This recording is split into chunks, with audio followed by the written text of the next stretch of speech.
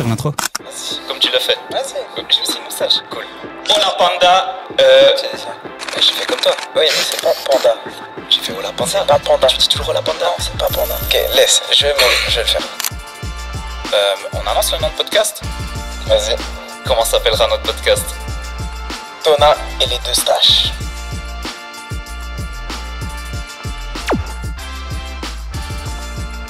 Que onda banda, nous voici pour notre deuxième UFC Preview avec Jess, notre analyste préférée. Numéros 2. On va faire cette fois l'UFC Preview de la Noche UFC qui aura lieu ce week-end. Jess, je te laisse faire une petite intro sur l'événement. Mais bien sûr, mon cher Tona, pour ce numéro de Noche UFC, Nuit de l'UFC, Noche qui nous vient de la langue Espagnol. espagnole. Tu en sais un tout petit peu sur cette langue espagnole. C'est quoi Noche UFC, Tona? Noche UFC, d'ailleurs, je vais même mettre l'accent sur le fait qu'on UFC, dise... pas ou et fessé. Je vais mettre l'accent sur le fait qu'on dise Noche UFC et pas UFC Noche comme tous mes compères francophones ont tendance à dire. Ce que je comprends parce que on dit UFC Fight Night en anglais et du coup ils se disent ah bah ouais UFC Noche, mais en fait non. On dit la nuit UFC en français, donc en espagnol c'est pareil, c'est Noche UFC. Vous êtes là pour les previews, l'analyse pre-fight. En bonus, on vous offre des cours de langue. Et on saute tout de suite dans l'analyse fight. Qu'est-ce qui nous attend, Tona? Let's go. Bah écoute, il y a une carte très très chargée, énormément de Mexicains. En fait, il y a toujours un Mexicain. Ça fait sens, hein?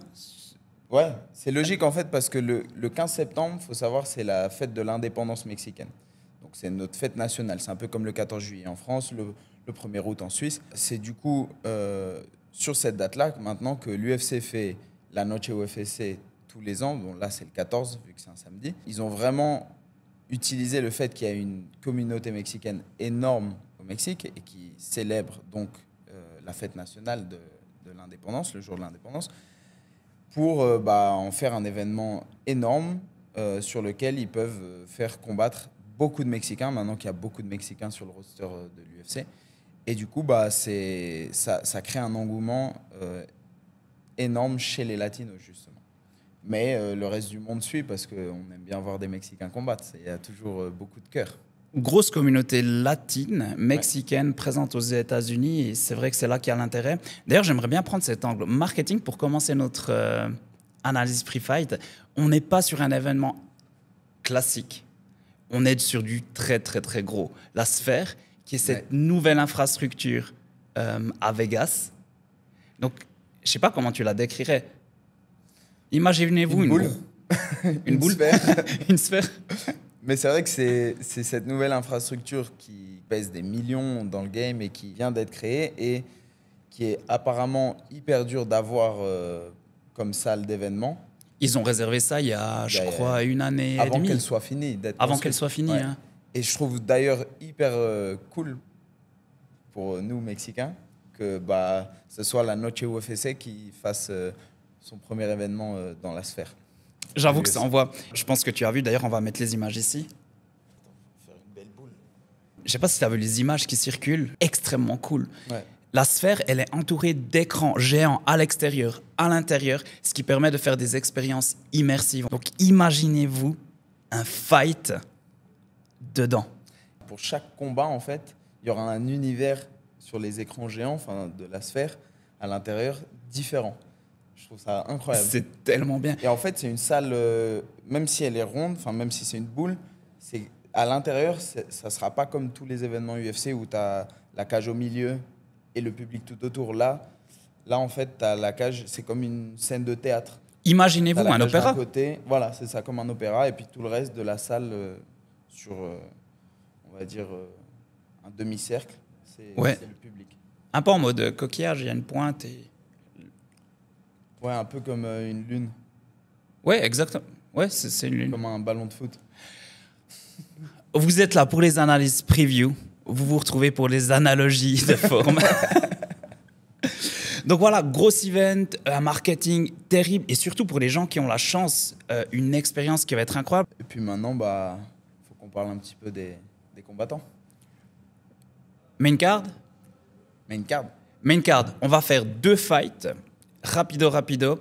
On a Alessa Grasso contre Alexa Grasso contre Shevchenko. Valentina. Shevchenko. Et on a Merab, je te laisse dire son nom. Dvalishvili. Merab Dvalishvili, il me semble que c'est Ouais. comme ça qu'on dit. Ouais. Et contre Sean O'Malley, du coup. C'est un peu le seul combat qui n'est pas mexicain. O'Malley a marié une Mexicaine. Ouais, on peut le compter comme mexicain. Et Merab, ou Mexican Merab, dois-je dire, parce qu'il il s'est vraiment approprié la culture et il a essayé de devenir mexicain le plus possible en allant s'entraîner à Tijuana, à Entram Gym pour ce main event. Et je trouve ça sympa d'ailleurs, tu vois. Et il y a beaucoup de ça un peu sur Internet. Je vois des fois des vidéos d'Américains qui sont interviewés où on leur demande « Ouais, mais est-ce que tu trouves… » Et c'est un mec qui est déguisé, par exemple, avec un poncho et un sombrero. Il dit « Ouais, est-ce que tu trouves que c'est est-ce que c'est de l'appropriation culturelle, ce que je fais ?» Puis les gens, les Américains, la plupart disent « Oui, je pense que ça, c'est de l'appropriation culturelle. Et puis, c'est un manque de respect pour la communauté mexicaine. » Bref. Moi, en regardant la vidéo, je me dis « Mais qu'est-ce qu'il raconte ?» Et tout de suite, quand il va… Donc, c'est un Américain hein, qui est déguisé en Mexicain, avec une moustache en plus, tu vois, et tout. Et il va voir des Mexicains qui sont aux États-Unis, hein, et il leur parle en anglais. Il leur dit « Ouais, est-ce que vous aimez bien mon outfit, là ?» Et puis, ils disent « Bah ouais, ça tue, c'est trop bien. Genre, on est trop contents, nous, de voir que ça plaît aux gens et qu'ils s'imprègnent de notre culture. » Et en fait, Merab, il l'a très bien compris, ça, et c'est ce qu'il a fait, là. Et ça plaît à tout le monde. Et les Mexicains, ils l'ont accueilli les bras ouverts. Tellement bien. À Tijuana, il s'est entraîné avec eux en ayant des t-shirts Merab, Mexican Merab, le drapeau du Mexique sur son short. Enfin bref, et incroyable. Si on est dans les petites histoires, elle est classique, celle-là, on la connaît, mais Merab, il en fait partie. Le mec travaillait sur un chantier. Ouais.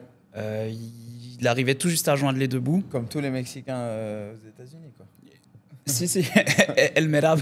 El Merab, El Mexican Merab. Alors, justement, il travaillait sur des chantiers. Il avait de la peine à joindre les deux bouts. Et c'est trop drôle parce qu'il fightait depuis super longtemps. Et le moment où il a explosé, c'est typiquement un de ces moments clés où il voulait abandonner. Tu sais, l'histoire classique dit lui restait $300. Il a tout pris pour prendre un ticket sur Vegas. Il dormait dans le gym. Et c'est droit à ce moment-là où il se décide de tout lâcher que sa carrière décolle. C'est incroyable, hein. C'est incroyable cette histoire. Et c'est vrai qu'il y en a plusieurs pour qui ça a été le cas et plusieurs pour qui ça sera encore le cas. Parce que, 100%. Parce qu'il y en a plein au final qui ont le potentiel et le jour où ils signent à l'UFC, ils passent vraiment de la précarité à, pas direct l'opulence, mais en tout cas à faire partie vraiment de cette vie de fighter qu'on cherche tous en fait à avoir. Donc il y a Merab contre O'Malley. Après, moi, ça c'est un combat… je ne vais pas beaucoup m'avancer dessus. Je pense que Merab a largement de quoi détruire O'Malley. Mais O'Malley, il a un striking qui peut très vite annuler le jeu de n'importe qui. Moi, ce qui m'intéresse surtout, c'est mon main event. C'est Alexa Grasso contre Shevchenko. C'est la 3e fois qu'elles s'affrontent. Alexa Grasso avait soumis Shevchenko sur son premier combat. Elles ont fait match nul au 2e, mais elle a gardé du coup la ceinture parce qu'elle était championne. Donc quand il y a un match nul, la championne reste championne. Là, c'est un peu la belle, on va dire. C'est un peu genre le combat décisif. Faut que Grasso, soit elle nous ressorte une soumission, soit elle nous mette un KO, mais ça peut pas aller jusqu'à la décision, quoi. Moi, j'espère vraiment que ça va… On nous fait une nouvelle variante de Moreno et… Tu sais, où il y avait eu 4 combats sur Moreno et… Brandon Moreno avec Figueiredo. Exactement, ouais. ouais. Bah, peut-être qu'il y aura un 4e derrière, on verra. Mais Alexa, je pense qu'elle a vraiment ce qu'il faut. C'est une fille, j'ai vu, qui est très, très disciplinée aux entraînements. Je me suis entraîné avec elle en 2022 quand je suis allé à Puebla, au Mexique. M'entraîner à Brazilian Warriors, là où il y a Diego Lopez, Alessandro Costa, qui vont combattre d'ailleurs sur cette carte-là. Alexa Grasso, je vois qu'elle est… Enfin, j'ai vu en m'entraînant avec elle qu'elle est très disciplinée. Et là, il y a aussi le fait qu'elle se mette maintenant aux commentaires de l'UFC en espagnol. Elle a fait sa première apparition sur le dernier UFC au Mexique. C'est En juste. tant qu'analyste aux commentaires, comme moi le week-end prochain. Ah mec, tu m'avais fait l'aller où j'allais te faire. Fallait que je fasse le... Pour ceux qui ne savent pas, vous pouvez retrouver Donna sur Punch TV pour les commentaires de Fight. Hexagone MMA 20, le 14 septembre à Colmar. Et on l'espère, many to come. Voilà, on verra peut-être par la suite, petite carrière en plus dans les commentaires. Mais en tout cas, c'est ce que je voulais dire, c'est que c'est justement ce que fait Alexa Grasso actuellement. Et j'ai vu une petite vidéo justement qui en parlait et où tu vois que c'est une nana qui, même pour les commentaires, elle analyse beaucoup tous les fights. Elle cherche vraiment à faire son travail le mieux possible. Donc, j'en sais pas plus sur Shevchenko, à part qu'elle s'entraîne à la dure et qu'elle ne peut pas boire entre ses entraînements. Je pense que Grasso s'est en tout cas bien entraînée et qu'elle peut clairement réussir à gagner ce combat une troisième fois. Cher public, voici les faits importants. Première défaite de Shevchenko face à Grasso. Tu parlais d'analyse. Grasso avait entraîné cette prise de dos. Exactement sur quelque chose que tu affectionnes particulièrement, toi, sur moi, mon foie un tout petit peu moins. C'est le spinning back kick. Et elle avait entraîné spécifiquement ça. C'est ce que tu disais, ce qui est vraiment un témoignage à son côté analytique. Elle savait où elle n'avait pas forcément d'avantage, elle savait là où elle en avait. Et elle entraînait exactement ça spécifiquement. Pour le coup, énorme défaite. Je ne sais pas si tu te souviens. Elle avait Shevchenko, justement, sur le choke, elle avait la marque du bras de Alexa Grasso imprimée dans la mâchoire en rose. C'était assez impressionnant. Autre fait important, sur la deuxième confrontation des deux, donc tu disais un split draw, donc c'était une égalité justement. Bel échange. Grasso qui a extrêmement bien boxé, qui a réussi aussi à prendre au sol Shevchenko. Donc un échange plus ou moins équivalent. Certains disent que Shevchenko a gagné, d'autres Grasso, la communauté partagée. Ce qui nous offre ce cadeau de la troisième confrontation, on espère la réponse finale. Sur les fighters. Moi, je l'ai en tête là. Je sais ce qui va se passer.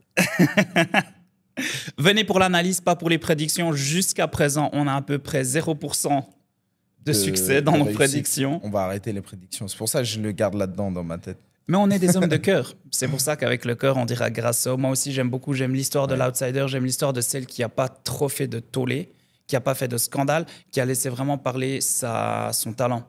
Donc, elle a gagné, mérité sa place. Et moi, à juste titre, elle a commencé à avoir pas mal de médiatisation justement par sa sympathie et puis le fait qu'elle est superposée. Donc, c'est aussi une toute nouvelle génération de fighters qui arrive où il n'y a plus besoin de faire trop de scandales. Mais ça m'a quand même surpris qu'elle ait eu un titre. Ah ouais? C'était pas le type de fighter que tu imaginais peut-être arriver au titre? Si, mais il y avait des fights plus intéressants et des fois on oublie les records. Donc il y avait Nunes, à l'époque encore, il y avait Nunes face à Shevchenko qui aurait été possible de faire. Et pour le coup, j'étais surpris de mon ignorance en voyant que Grasso avait aligné des victoires et des victoires en fait. Pas contre n'importe qui. Et comme tu dis, en fait, c'est qu'elle l'a fait de manière silencieuse. Donc du coup, le jour où elle est arrivée là et qu'elle a affronté Shevchenko, c'était un peu en mode ah ouais? Et puis elle l'a battu. La même chose que Tsariukarian, où j'arrive jamais à prononcer son nom. Tsarukyan. Merci. Ouais, c'est ça. Bravo. Ouais. Merci. Et Merab. Alors Merab qui fait beaucoup de médiatisation et qui fait des trucs drôles. Mais pour le coup, c'est aussi un mec qui a gagné sa place parce qu'il est légitime numéro 1. Contender. Et puis il a pris son temps pour arriver. Il n'est pas arrivé du jour au lendemain. Donc, on en revient à Grasso, justement, qui a vraiment mérité sa place et qui a une excellente technique, que ce soit au sol et une excellente boxe. Hein. Les origines mexicaines, on sait le niveau que les Mexicains ont en boxe. Ah, puis son coach, c'est son oncle, Francisco Grasso, qui est un coach de boxe à la base. Qui l'a depuis qu'elle a 12 ans. Ouais, depuis qu'elle est toute petite, donc forcément, elle a une boxe super forte.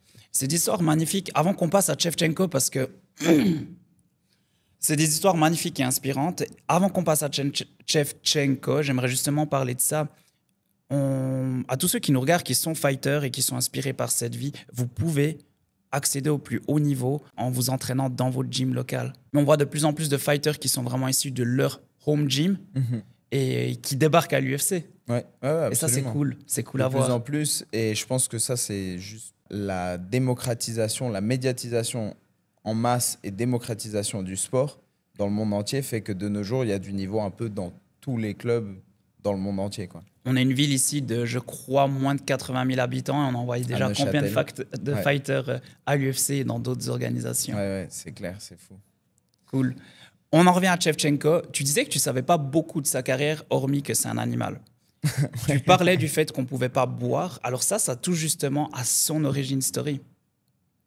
Elle est un tout petit peu en mode militaire dans sa face, dans son approche. Donc, c'est pour le mental. En fait, elle ne veut pas boire parce que ça te forge le mental. Mais moi, je fais aussi des trucs comme ça, des fois. Pas toi? Si, j'ai eu fait ça plus quand j'étais plus jeune. Justement. Après, j'ai compris que j'avais de toute façon un mental et que j'avais pas besoin de me mettre autant dans le dur. Et elle, pour le coup, elle a été éduquée comme ça depuis qu'elle est tout petite. Sa mère était présidente de la fédération de Muay Thai de son pays. Shevchenko, qui est? Elle est péruvienne et du Kyrgyzstan. Je sais pas comment. Hombre, elle est péruvienne. Ouais. C'est pour ça qu'elle parle espagnol autant bien. Ouais. Elle est moitié-moitié, ouais. Mais c'est... Moitié péruvienne. C'est excellent. C'est pour ça qu'elle s'appelle Valentina. Valentina Bullet Shevchenko. Ouais. Et ça, c'est le mot-clé. Elle est un tout petit peu Nelson en version féminine. Ouais, exactement. Vrai. Donc, la meuf en commando, toujours habillée en habit militaire. Et elle est vraiment bonne. On dirait une John Wickett, pour ceux qui connaissent le film. Elle tire, elle fait des opérations spéciales, elle voyage à travers le monde, elle passe son temps à s'entraîner en Thaïlande aussi. C'est une machine dans le club à Robert Valentin. Le monde est petit. Le monde est petit, puis lui, il s'est retrouvé dans la team Alexa Grasso. L'ironie. D'ailleurs, pour lui, il faudra que je lui demande si c'est pas trop dur pour lui, là, pour qui il est, en fait. Il va soutenir qui, tu vois. Et ce serait intéressant de lui demander. Ouais. Donc, Valentina Shevchenko, qui, elle, en fait, est une excellente maître du Muay Thai. Elle est vraiment bonne. Elle a, je crois, genre plus que 80-90 combats en Muay Thai. Et c'est ce qui fait que c'est un animal. Ouais. C'est une des légendes, une des futures GOAT, comme on dit, hein, greatest of all time, à l'UFC. Elle a défendu la ceinture 7 fois. Elle l'a gardée pendant des années. Ouais. Le fait que Grasso arrive marque aussi peut-être l'achèvement de cette ancienne génération de personnes imbattables. Mighty Mouse, Demetrius Johnson, qui a annoncé sa retraite ce week-end. Ouais, c'est vrai. Adesanya, qui visiblement ne va pas retrouver la ceinture sous peu. Ousmane, Ngannou. Ces gens imbattables qui deviennent battables et une nouvelle histoire légendaire qui se crée, on l'espère, pour Grasso. Ouais. Bah ouais, j'espère aussi. Est-ce qu'on passerait pas à Diego Lopez? Diego Lopez, qui n'est pas mexicain, mais qui est mexicain. Je m'explique. Diego Lopez, il est brésilien, petit village, une petite ville à Manaus, en Amazonie. Et un jour, il fait depuis tout petit du karaté, du jiu-jitsu brésilien. Et son coach de jiu-jitsu brésilien lui dit un jour, quand il est adulte, parce que sa mère lui dit, bah maintenant, soit tu travailles, soit tu étudies. Et puis lui, il combattait déjà en professionnel. Je crois qu'à 18 ans, il avait déjà 5 combats professionnels. Et sa mère lui dit, bah, tu vas faire quoi maintenant? Donnant numéro 2. Voilà. Non, lui, c'est encore pire. Lui, il a je sais pas combien de combats. Et il a que 1 ou 2 ans de plus que moi, je crois. Ou à peine. Moi, j'ai 27. Il doit avoir 29 ou 29 ouais, je crois 30. qu'il a 29. Et puis son coach de jiu-jitsu lui dit, bah écoute, tu veux pas aller à Cancun? J'ai un club là-bas pour que tu donnes des cours de jiu-jitsu brésilien là-bas. En fait, il savait rien du Mexique. Il savait pas où c'était. Il le dit lui-même. Il était dans l'ignorance parce qu'en fait, il y a beaucoup de gens qui vivent un peu dans cette ignorance, des fois dans les coins un peu reculés au Brésil et même dans d'autres coins du monde. Mais là, il savait du coup pas où c'était le Mexique. Il savait pas quelle langue on parlait au Mexique. Et il a dit OK, j'y vais. Et puis il est parti. Il est arrivé à Cancún pour donner des cours. Et donc il a commencé au Mexique en donnant des cours à Playa del Carmen, juste à côté de Cancún.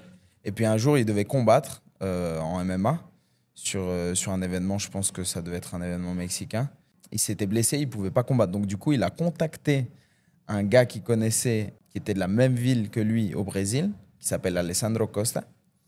Et il lui a dit, ouais, est-ce que tu veux pas venir fighter à ma place dans une semaine? Et puis Alessandro Costa, il lui a dit, ouais, mais moi, j'ai pas encore de combat pro de MMA. Il lui a dit, ouais, mais tu sais faire du jiu-jitsu? Il lui a dit, oui.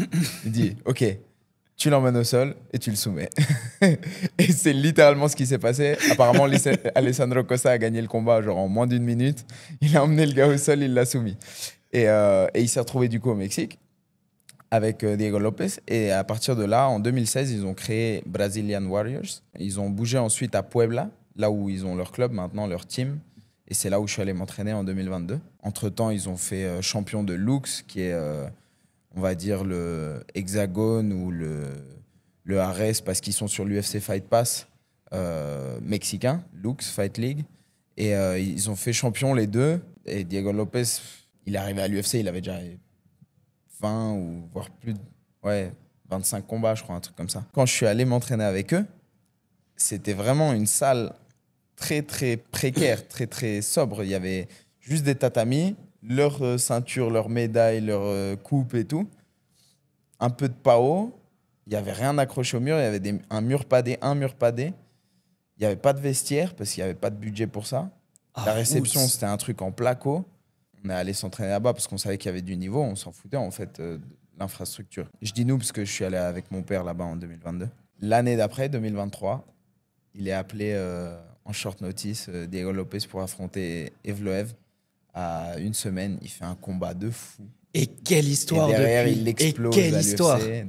Derrière, il y a Alessandro Costa qui va à l'UFC aussi parce que du coup, même team et tout. Ça a tout propulsé, en fait. C'est impressionnant que tu parles de ça. Je savais pas qu'il avait autant de combats. Ouais. Et c'est là que tu comprends le niveau parce que Diego, c'est typiquement quelqu'un qui a été appelé en short notice et qui a affronté que des talents. Ouais. On lui a pas mis un seul fight facile. Evloev, qui était le fight qu'il aurait justement dû perdre. Ouais. Et non, Mais c'est non, clairement le contraire qui s'est passé. Il a perdu contre Evloev à la décision. Mais il avait fait un fight exceptionnel. Ouais, sur son premier combat à l'UFC. Je crois même qu'il avait gagné le bonus Fight of the Night. Enfin bref, sa vie, elle a changé du jour au lendemain parce que non seulement il a signé à l'UFC, mais il a pris un combat en short notice qui était sur la main card. Il a pris le bonus du Fight of the Night.